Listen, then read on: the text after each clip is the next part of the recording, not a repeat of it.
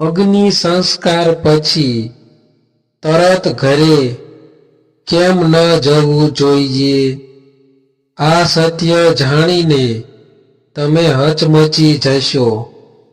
શું તમે ક્યારેય વિચાર્યું છે કે અગ્નિ સંસ્કાર પૂર્ણ થતાં જ તરત ઘરે જવાનું કેમ યોગ્ય માનવામાં આવતું નથી? અને કેમ વડીલો વારંવાર કહે છે કે થોડો સમય ત્યાં જ રોકાઈને પછી જ ઘરે જવું જોઈએ?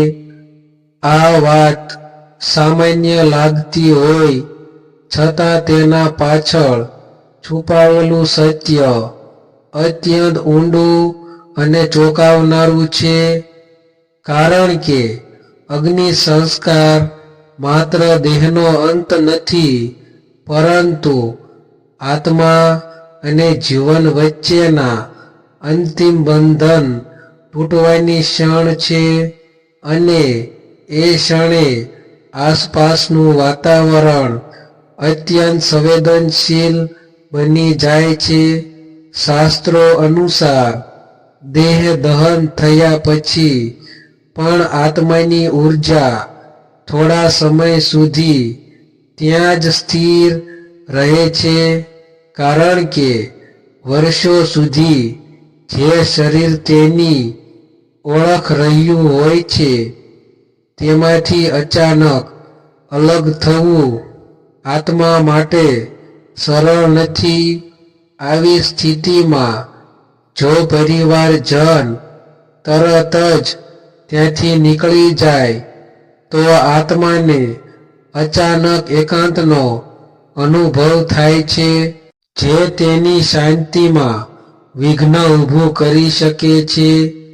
એટલા માટે જ કહેવાયું છે કે અગ્નિ સંસ્કાર પછી થોડો સમય શાંતિથી ત્યાં બેસવું જોઈએ, જેથી આત્માને સમજ મળે કે તેનો દેહ ત્યાગ પૂર્ણ થયો છે અને તેની આગળની યાત્રા શાંતિપૂર્વક શરૂ થાય.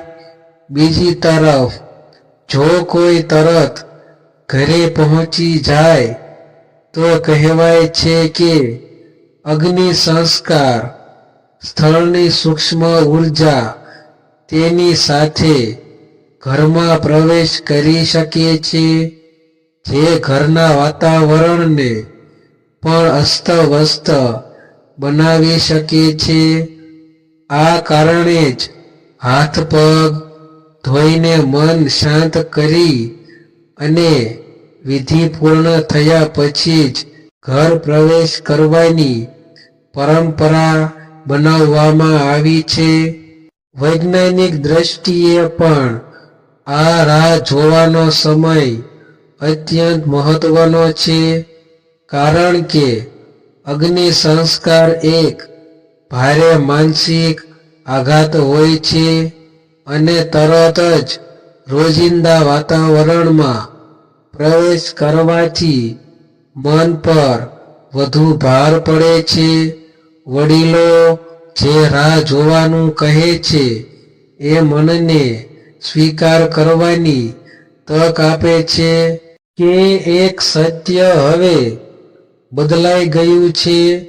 આ સમય માત્ર મૃત આત્મા માટે જ નહીં, પરંતુ જીવતા લોકો માટે પણ અત્યંત જરૂરી છે, કારણ કે આ ક્ષણોમાં મન અને ઊર્જા બંને એક નવી સ્થિતિમાં પ્રવેશ કરે છે.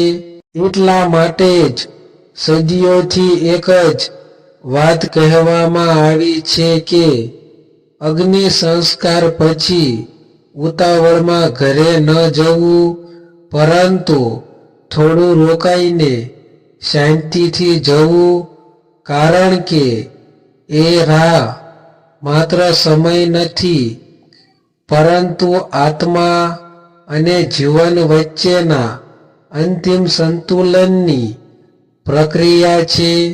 અને આ સત્ય જાણ્યા પછી તમે આ પરંપરાને ક્યારેય સામાન્ય નજરે નહીં જુઓ. મૃત્યુ એ જીવનનું એક અચલ સત્ય છે, પરંતુ જ્યારે કોઈ પોતાના વ્યક્તિને અંતિમ વિદાય આપવાની ક્ષણ આવે છે, ત્યારે મન, શરીર અને આત્મા ત્રણેય એક અજીબ અવસ્થામાં પ્રવેશ કરે છે.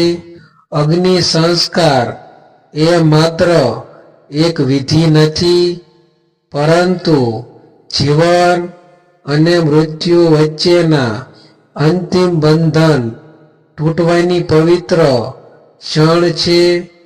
આ વિધિ પૂર્ણ થયા પછી વડીલો જે કહે છે કે તરત જ ઘરે ન જવું જોઈએ, તે વાત ઘણા લોકોને માત્ર એક રિવાજ લાગે છે, પરંતુ હકીકતમાં આ પરંપરાના પાછળ એવા ઊંડા કારણો છુપાયેલા છે જે સામાન્ય નજરે દેખાતા નથી.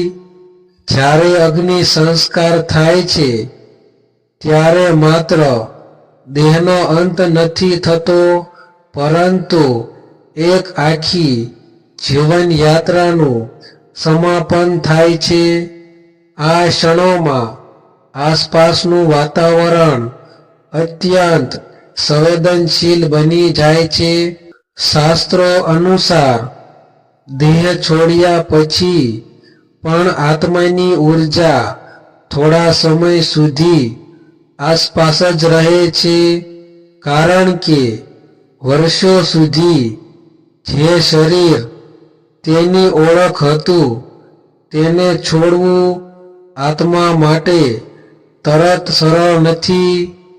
આ સમય આત્મા માટે પણ પરિવર્તનનો સમય છે અને પરિવારજનો માટે પણ સ્વીકારવાનો સમય બને છે.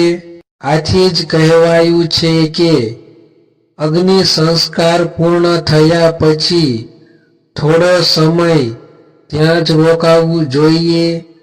આ સમય માત્ર શોક વ્યક્ત કરવાનો નથી, પરંતુ ઊર્જાને સ્થિર થવા દેવાનો અને મનને આ સત્ય સ્વીકારવાની તક આપવાનો છે.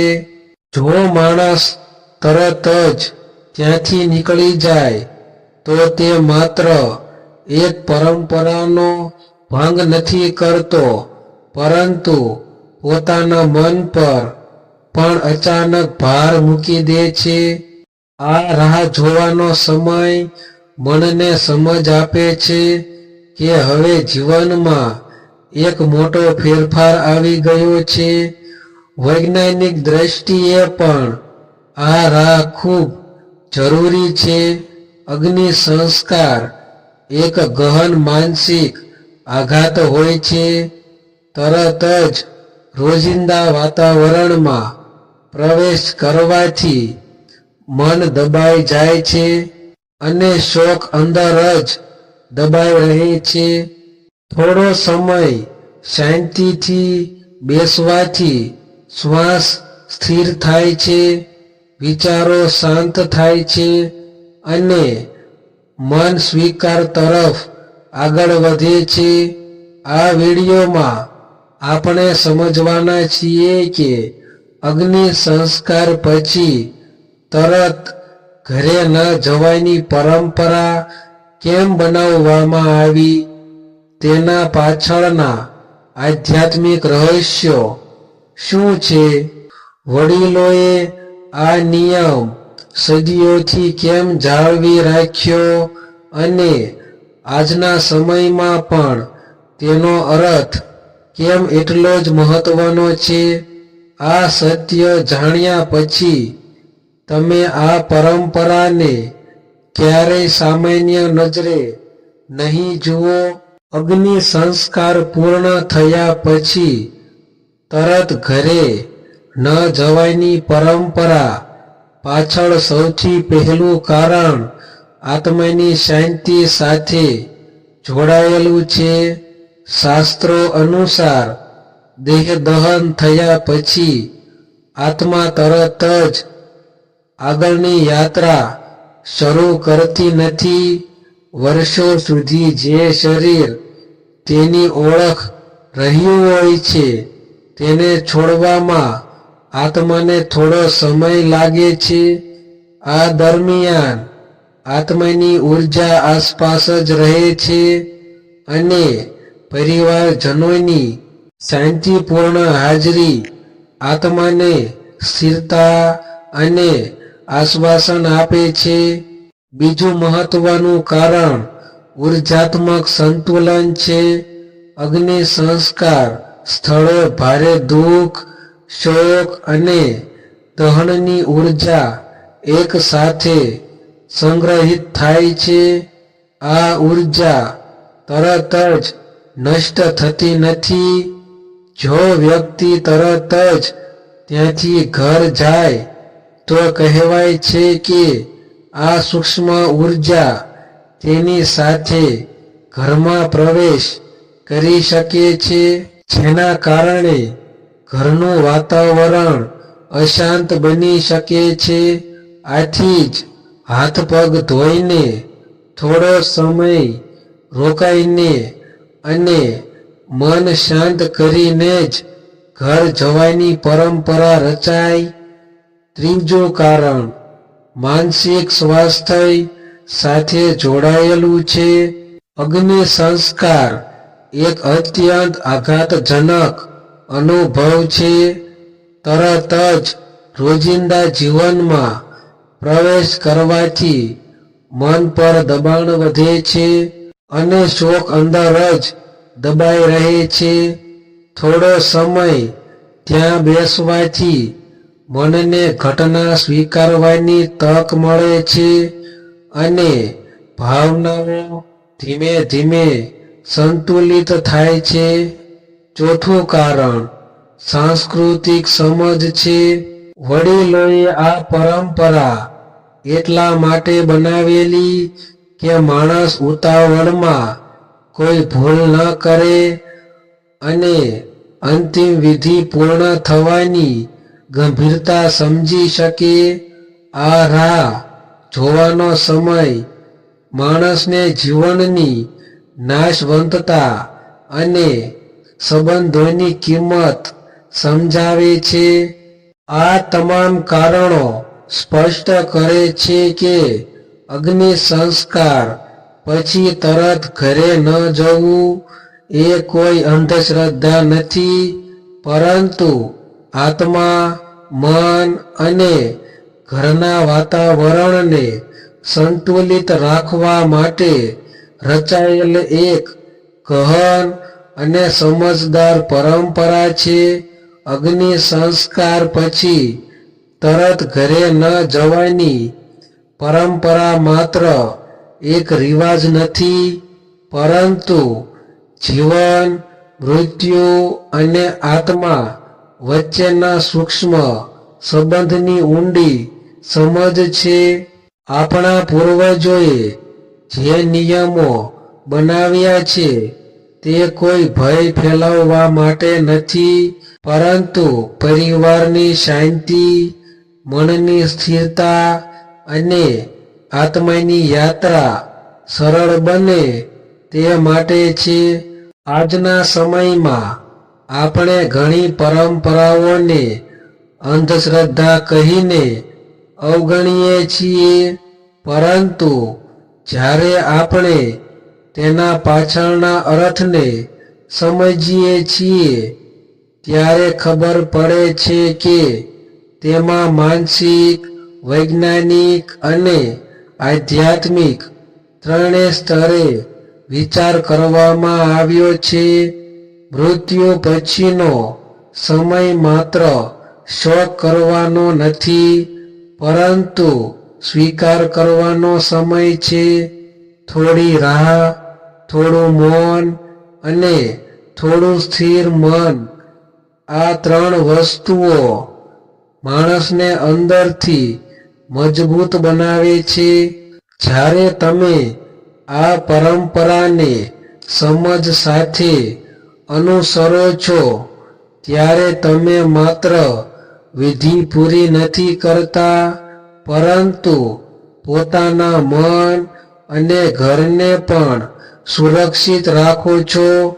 જો તમને આવા ધાર્મિક રહસ્યો, શાસ્ત્રીય સમજણ અને જીવનને સ્પર્શતી વાતો જાણવા ગમે છે તો આ ચેનલને હમણાં જ સબસ્ક્રાઇબ કરો, કારણ કે અહીં અમે એવી વાતો શેર કરીએ છીએ જે પુસ્તકોમાં છુપાયેલી હોય છે પરંતુ જીવનમાં ખૂબ કામ લાગે છે.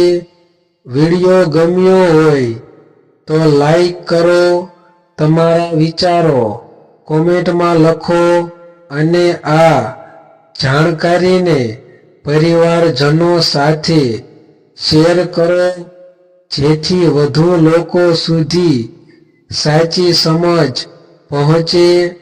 આવો સાથે મળીને આપણા સંસ્કાર, પરંપરા અને આધ્યાત્મિક જ્ઞાનને જીવંત રાખીએ.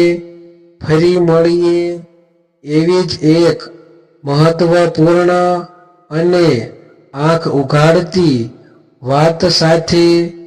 તો આપ સૌને જય માતાજી.